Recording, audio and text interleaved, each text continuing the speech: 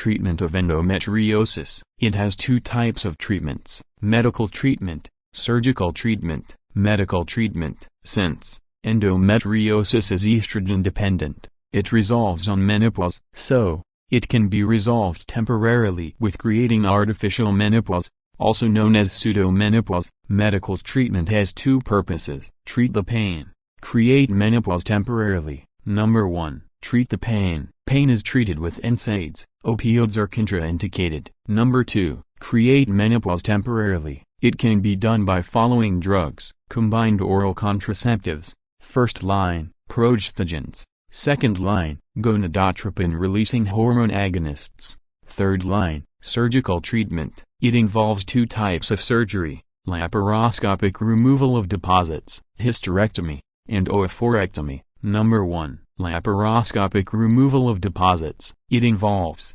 drainage and internal excision of chocolate cysts, removal of peritoneal deposits. Number 2. Hysterectomy and oophorectomy. Total abdominal hysterectomy, plus bilateral salpingo-oophorectomy, along with removal of all lesions, should be considered only in women who have completed their families.